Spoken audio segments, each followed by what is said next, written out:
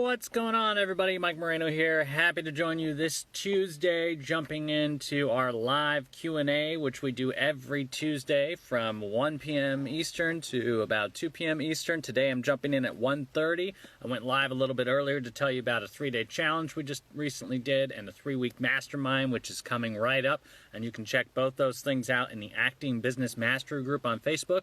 Or, of course, you can go to actorceo.com/3-week mastermind and see all the information there. But in just a few minutes, I'm going to be joined by an actress who has restarted her career in 2018 actually.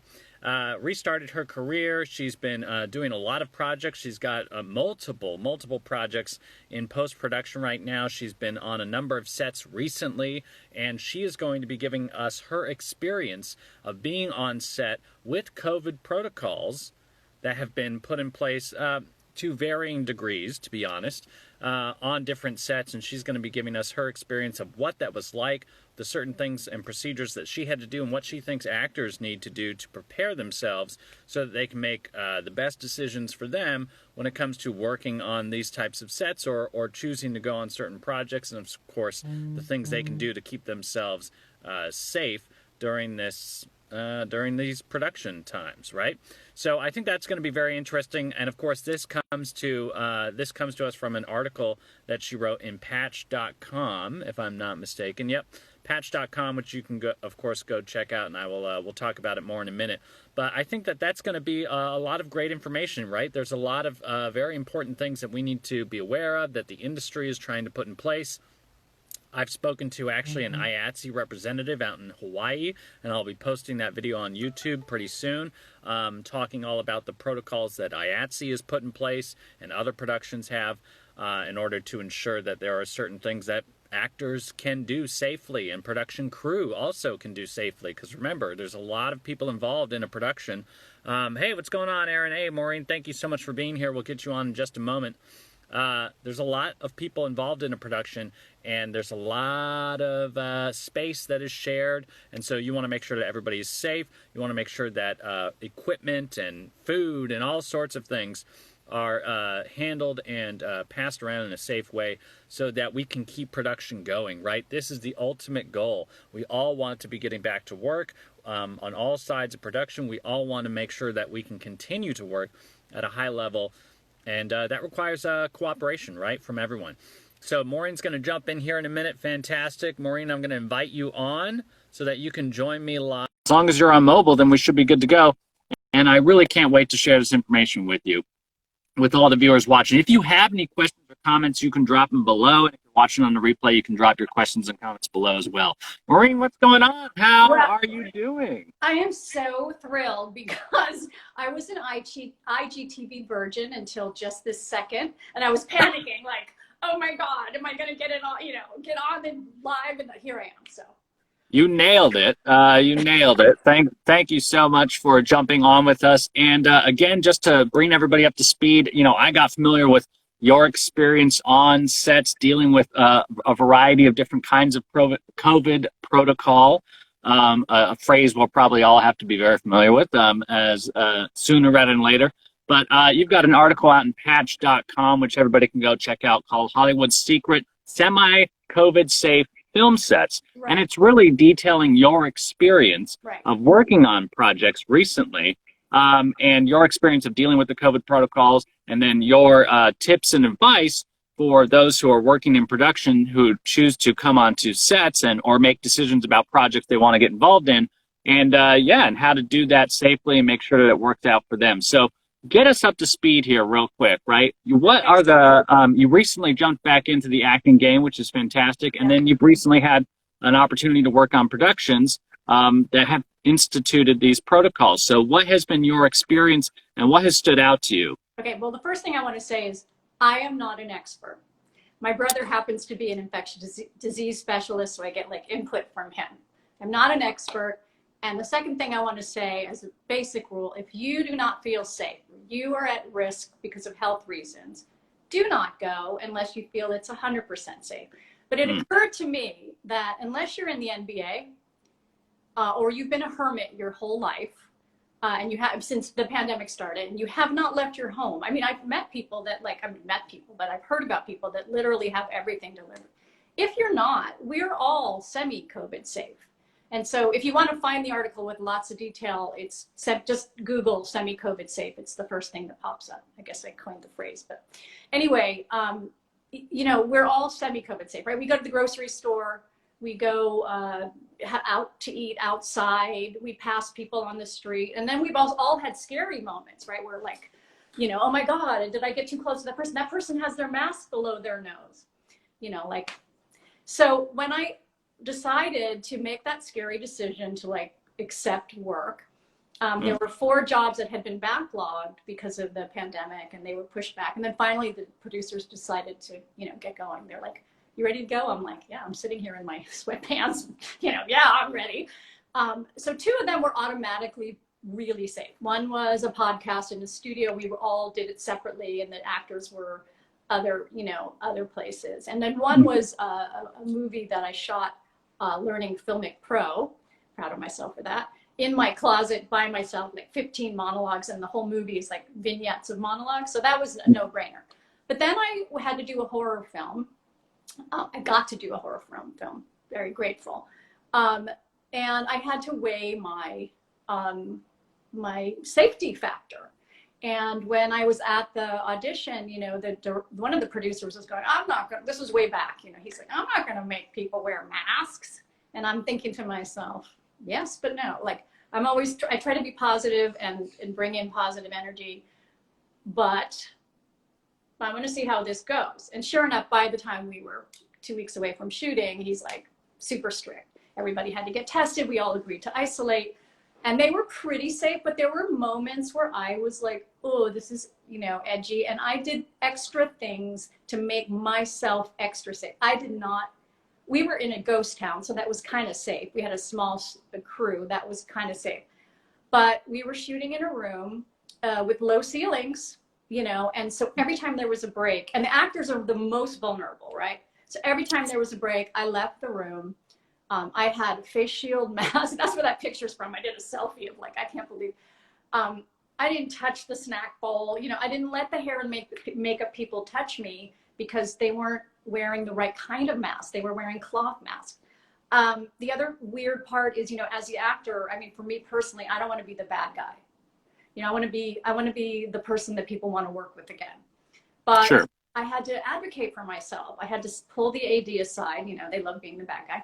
And I had to say, that guy has his mask below their nose, and those 2 guys are wearing bandanas, and we're in a tight room, you know, and, you know, things like that. And then if someone started coming near me to like, I was wearing a wig in this particular movie, and they were like, and I'd be like, oh, could you put, you know, you have to advocate for yourself and not be shy. This is like, I'm, you know, up there in age, you know, more than, you know, a younger actor, and I, you know, not in the risk group, but, you know, I'm getting closer to the risk group, and I take care of my elderly parents, and I just cannot risk it. Absolutely. Yeah. I just want to, you know, jump in here and really reinforce what you're saying. Advocating for yourself is necessary for actors regardless of the circumstances, right? We talk here on the podcast all the time about, you know, you are in control of your career. You are the CEO. You are the ultimately the decision maker, right? It's your responsibility for where this goes. And often I share stories of, you know, working on projects, certainly in the live events world, which, you know, clearly isn't happening, but I did that for over a decade in New York City, you know, building sets, working lights and things like that. That was my day job. There were often times when you were asked to do things that were risky for you personally. And you know, and that could happen with actors too. If there's some sort of stunt process involved, of course, now we're much more familiar with, you know, intimate scenes, things like that, something involved, whatever, right? There could be times when you're asked to do something that either puts you at personal risk or that you are in fact uncomfortable with. Right.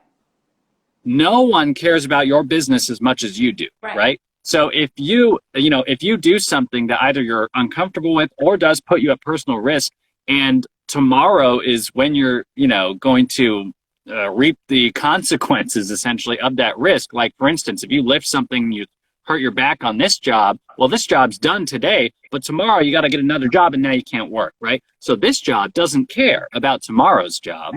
This job only cares about today, right? And this production, whatever you're involved in, only cares about this production today. But you, as an actress, have to work after this production is done, right? And go somewhere else. If you're sick, that's a problem for you as a business. And now, of course, we're in a situation where it's not just about you. If you get your kids sick or your family sick or someone you know sick, that's your responsibility. Super spreader, you don't even know, you're like a young, healthy person. We all have to be careful, but yeah, this is an entirely different set of circumstances. Right. So there's much more responsibility that comes into play, not just like, can we get this scene shot today? And so I think it's very wise of you to ensure that you do continue to look out and advocate for yourself. Yeah. So yeah, please carry on. Anything else that stood out to you that was something that actors should focus on, right? Yeah, so I did another production, and because the first one, that film, I was a little skittish. Things weren't done as well as I would have liked.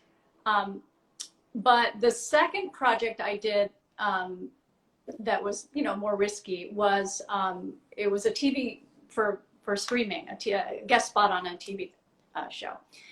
I don't want to name the stuff, but they were much more thorough. Like, we all had to be tested. We all had to agree to lockdown. Now, here's the thing about agreeing to lockdown and testing. Testing, if you did, false negatives are more common than accurate. I mean, the false ones are more common than the true ones. So you can't just do go, oh, we all got tested, we're all negative. You need a couple negative tests with like 5 or 6 days in between, and then everybody do a gentleman's agreement to lock down before you shoot for 5-6 days. Not everyone's going to adhere, but most people will. And there you go. It's all about mitigating your risk, right? In every situation, this is about mitigating your risk. And again, I'm not an expert. This was my personal opinion. On that one, they had something really great, which is such an inexpensive way to be really pretty damn safe. And they could have done a little more. So what I said in the article, again, it's semi-COVID safe, just Google that and you can find it, is they could have had a HEPA filter and opened the windows between takes. The only people at high risk, are the actors, unless you're wearing a mask in the scene. So there was only one other actress that I was interfacing with, and there was another one off in a distance who played my daughter. But yeah, so just the HEPA filter, but they had a dedicated person whose job it was to collect all of our tests, take our temperature when we arrive, constantly be cleaning and wiping every surface, switch, doorknob, anything that was communally touched. Right. This person had to make sure the alcohol and the hand sanitizer and the soap and water and the paper towels in the bathroom so you didn't have to touch the doorknob and all that. Even with all that, I had to be antisocial, which if you know me, is very difficult. I'm a people difficult for most actors, I imagine. Talking and gossiping and hanging out, and I had to pull luckily it was very emotional drama, so it kind of helped my acting, but I pulled myself into a back room and I didn't interface with anyone. I didn't get to know anyone. It was kind of suckish that way, but I just was really watching out for myself. They had snacks. I brought my own food. I didn't even touch, I didn't want to touch anything. And that's how I advocated for myself in addition to that. But I think, the SAG rules are very expensive and difficult to do, right? You have to create the NBA bubble to do it. I have a friend who's on a shoot right now and she's in the bubble, and and Keira Knightley just quit, right? A movie or a project because she couldn't be away from her kids. I mean, I'm a mom, I understand that. So it's really safe. It's almost, I would say 100% safe, right? The SAG, the way they're doing it with SAG, it's fantastic. It's wonderful. But for the rest of us, if we want to get back to work, you can do it pretty expensive. Get some fans, open the windows, get a HEPA filter, get a dedicated person that's their job. They're the sanitary guy or the sanitary girl or whatever you want to call them. Give them a big S t-shirt, like Superman. Yeah, well, there are contractors, obviously, that now do this, right? And I know, again, talking to a very good friend of mine who is one of the, is higher up in IATSE and is head of one of the locals in Hawaii, and has some pretty clear, they too also have a reality show, I think, shooting right now, which I wouldn't say they're like in the NBA bubble, but they're damn close to it, right? They've basically bought out a hotel. They've locked down there for everybody. It shoots at the hotel. They're not running around, the island, doing whatever it is that they're doing in terms of production. So, but what is the consequence of that? To your point, all of that is very expensive, right?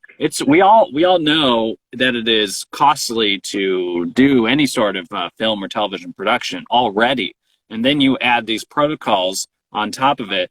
You could be increasing the budget by quite a substantial amount, and that does potentially prevent more people from being able to do this, more people from being able to be involved. Right. But it is necessary. That's the other side of this, right? If you do want to do production, you do have to do it safely. Otherwise, you're just extending the inevitable, right? And we've already seen this happen in Los Angeles, where, numbers spike again and then production starts to contract or shut down, depending on what it is. And even sets like the Batman, right, has had to stop production and might have to stop it again, right? You see what I'm saying? So, of course it's problematic. And then, and I've pointed this out on the YouTube channel, there have been people who have left the United States for production, like Ben Affleck's company and others, who have left because they don't feel like the protocols are working or are as robust as they should be.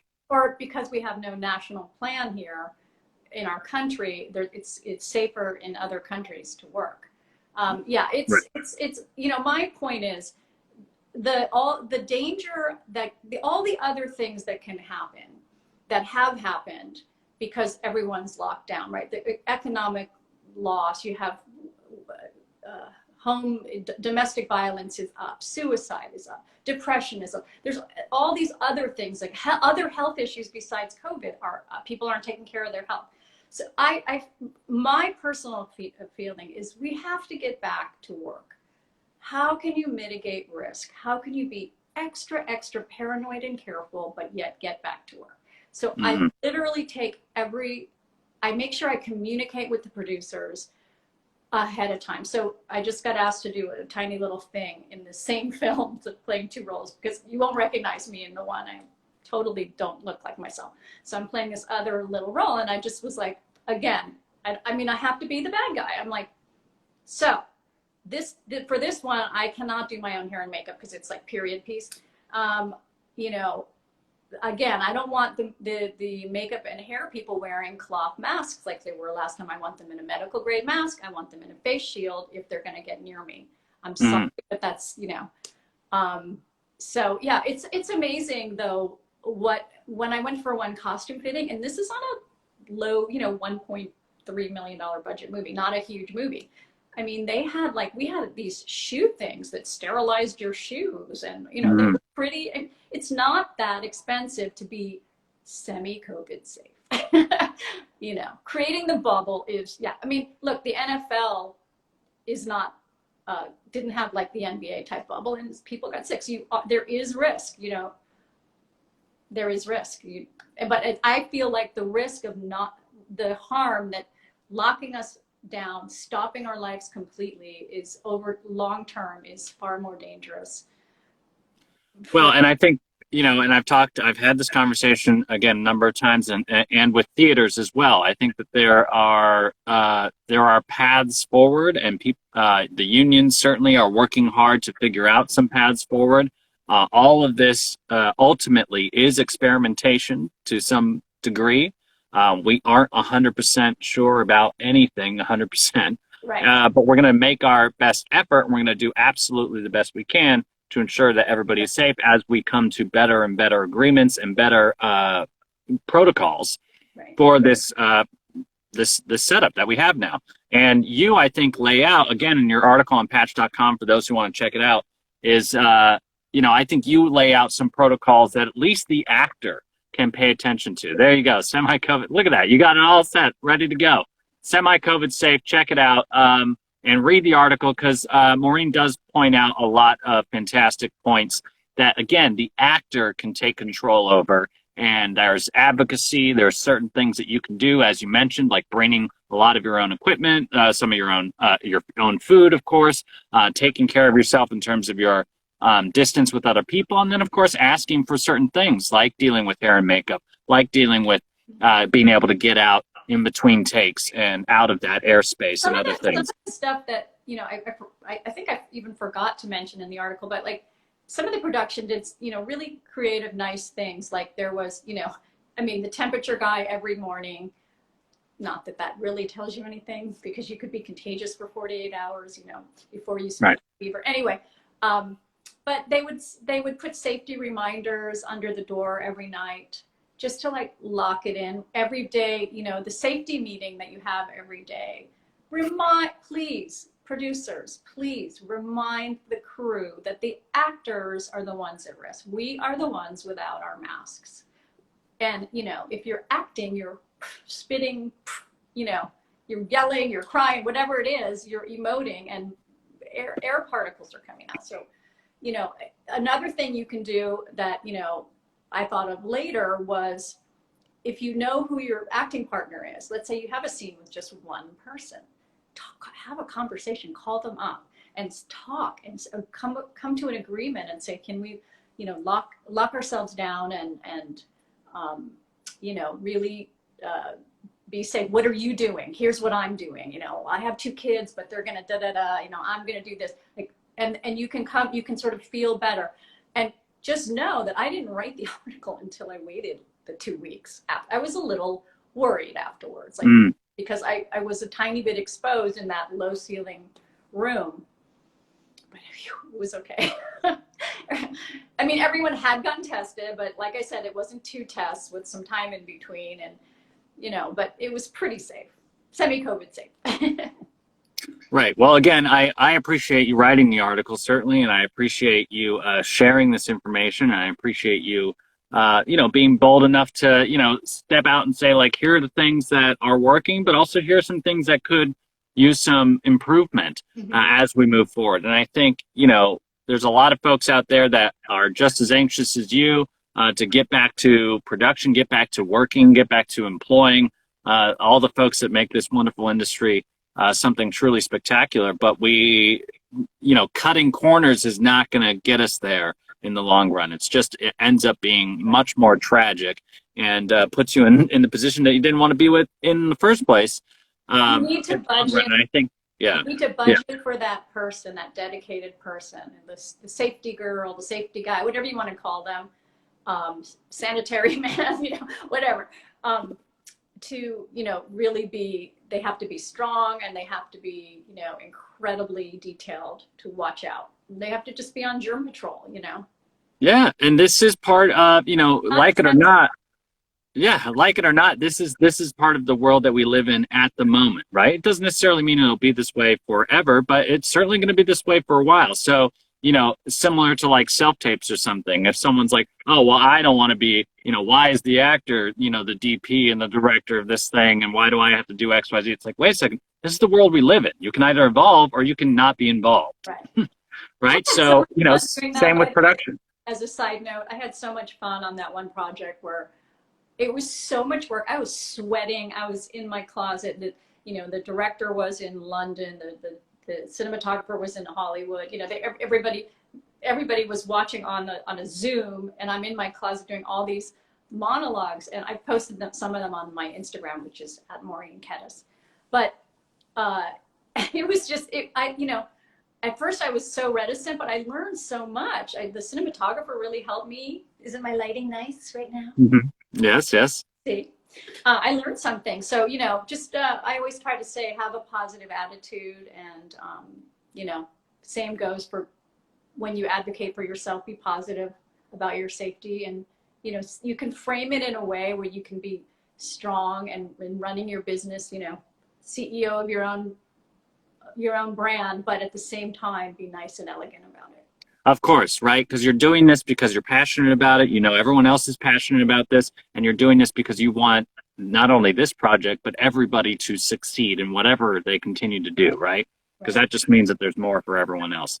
So, Maureen, thank you so much for jumping on our Instagram Live today and sharing your experience. Again, people can go check it out by just Googling semi-COVID safe, or of course, go to patch.com, find it. There's your sign. Fantastic. What a brilliant idea. And of course, follow Maureen to find out more and see all the projects that she's got coming up. Maureen, I really appreciate you coming on and sharing your insight. This was fun. And I hope everybody's safe out there. Be safe and keep creating art, because that's what is keeping us all going during the pandemic. Man, you bet. That is very, very true. I can't thank you enough. Thanks again, Maureen. I appreciate it. Yay! All right. Ladies and gentlemen, Mike Moreno here. We just got a couple more minutes left on our Instagram Live.